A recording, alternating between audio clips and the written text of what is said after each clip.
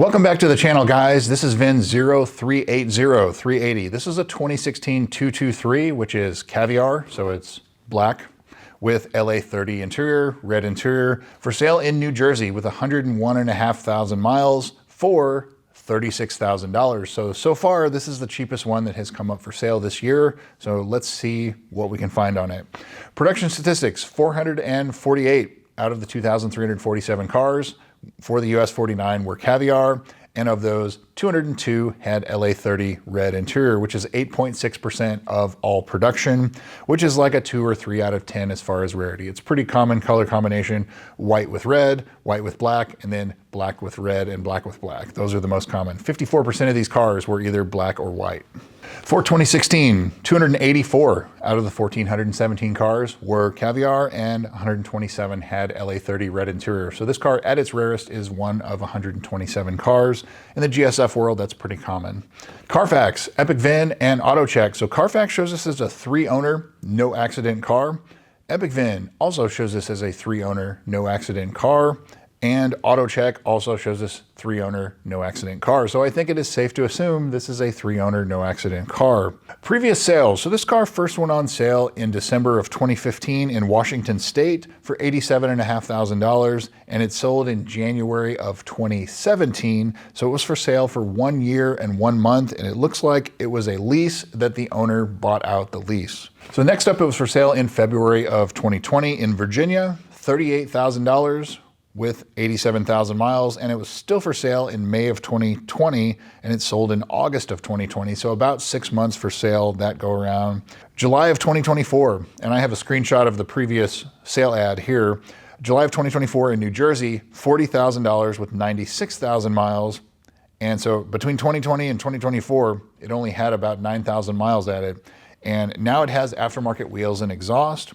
And as I said, from that listing, I have saved the information, and so there's some service history that they provided, and I'll get to that here in a minute. But it sold in July 2024 in just 4 days. And so this is kind of where the market started heating up on these cars, 2023, 2024.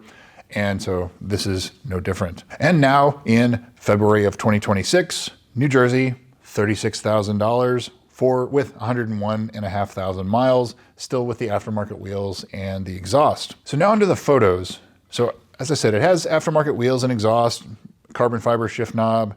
It looks like it's missing the cargo net. It was originally equipped with that package that had the floor mat in the rear, the cargo net, the key gloves, things like that. So it's missing that. The carbon fiber trim looks like it has been refinished. And if you look at the for sale photos back in July of 2024, you can see that the carbon fiber trim was delaminating around the edge on both of the front dash pieces. And so it looks, the texture on it, the finish on it now looks off. And that tells me that someone probably peeled away the resin on it and re-cleared it. And so the giveaway is you can usually see a small gap around the top of it, or the left edge of the passenger side. So that's kind of what looks like is going on there. So assume that it's probably been refinished, because I don't see that delamination anymore, and I do see a gap around the piece. The steering wheel has a good amount of wear to it, but again, it's 10 years old. It's got 100,000 plus miles on it, and usually that you kind of see that when these cars get some more mileage on them. The perforated leather you start to see starts to flake off, and so that may be what's going on here. Can't really tell from the photos, but you can buy a used steering wheel off of eBay unless you want to replace it. It's about $1,000 to replace a steering wheel on these. So looking at the exterior, the paint could probably use a good polishing. Looks kind of hazy, maybe some scratches and swirls in it.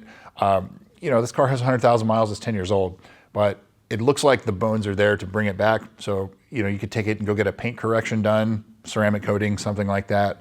But that would definitely kind of bring the pop back to the metallic flake that's going on in the paint on this car.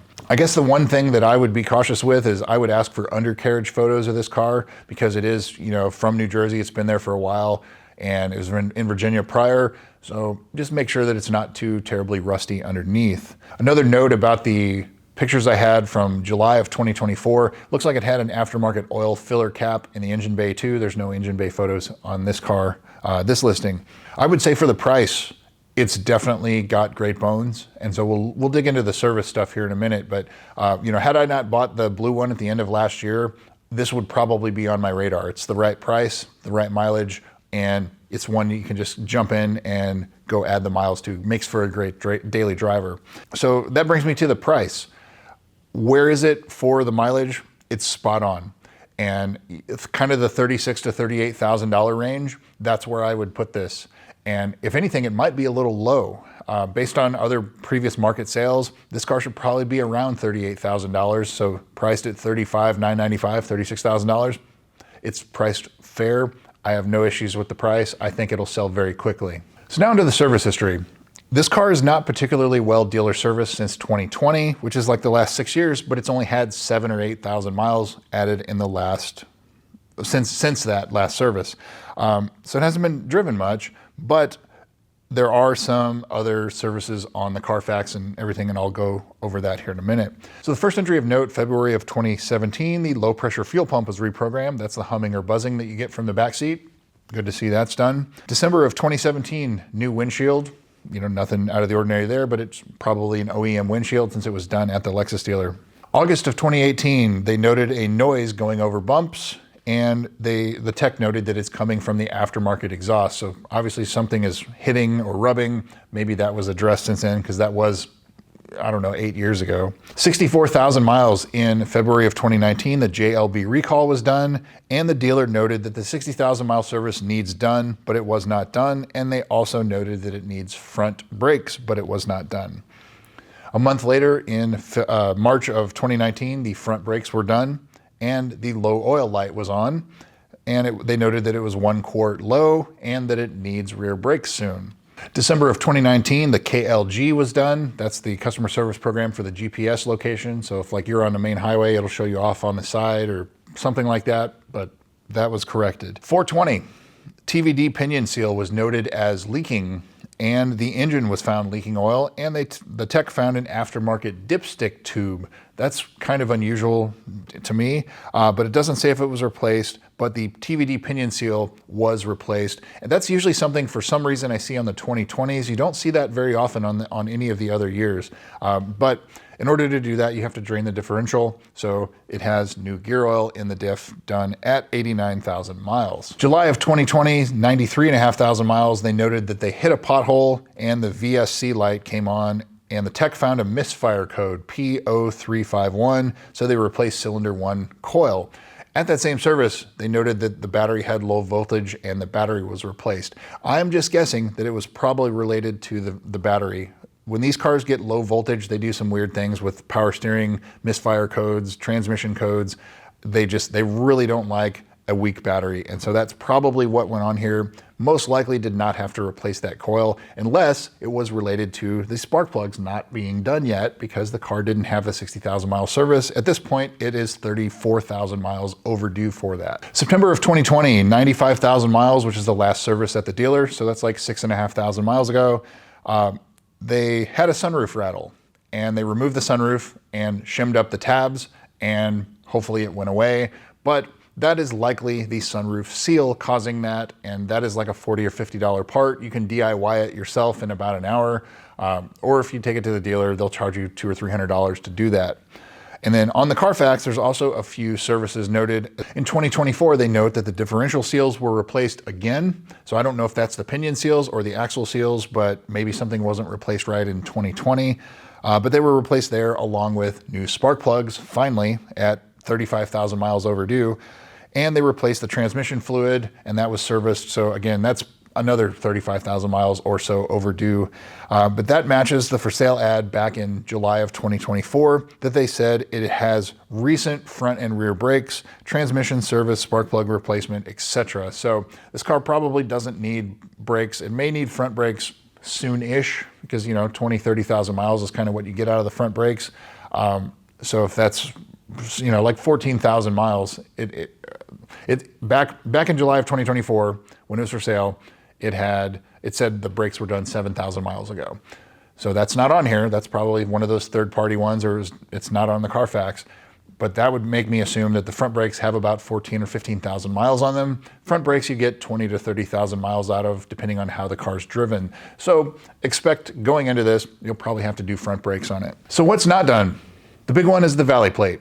Not done yet. I would fully expect this car to have a leaking valley plate at this point. 10 years old, 101,500 miles. So do a pre-purchase inspection and get a mechanic that has a scope to put it down underneath the intake manifold and make sure it doesn't have a leaking valley plate. Front lower control arm bushings, haven't seen where those have been done, but this car having had some service outside of the Lexus dealer, it's possible that they have been replaced already. So look at the insides of the front tires, make sure you don't have any excessive wear going on there. But I would probably go ahead and replace the sunroof if it's still rattling. They did do it, back in 2020, but if you still get a rattle, it's likely the sunroof seal. This car being a car from the north, I would definitely, the HVAC servo sweep has not been done. So make sure this car is fully warmed up. So the little blue triangles on the temperature gauge, make sure they're right in the middle, and set one side to max hot, one side to max cold, cycle through everything, switch sides, and make sure everything responds. If they don't, then there is a HVAC servo sweep or a reprogramming available. If it still does it after you do that, then you need some of the servos replaced. The ZLZ has not been done on this car. That is the dash replacement for sticky, deforming, cracked dash. And this car, you got lucky because it sat for sale for so long that it's still, the in-service date was January 22nd, 2017. So you have until January 22nd of 2027. So you have almost 11 months worth of coverage left on dash replacement. So if you're gonna buy this car and bring it to the South, it'll get nice and hot this summer, see if it's sticky, take it to your dealer, get a new dash, so it won't be sticky after that. But yeah, like in summary, the plugs are done, the transmission's done, the differential's done, brakes are done, maybe tires, check rust underneath, and the valley plate. That would be really the only things. But for the price, you really can't beat it. It's priced really fair as long as it's not too rusty underneath. So would I buy this? Absolutely. And pending a mechanical inspection, but I would still think that this car is cheap enough where you can replace the valley plate, replace the tires, and you're still money ahead. And so this car, definitely worth checking out. I think it'll sell pretty quickly, as I said. So definitely, it has the makings of a good one, and it is accident-free as well. So this is VIN 0380. Thanks again for watching. Go check this one out. We'll see you soon.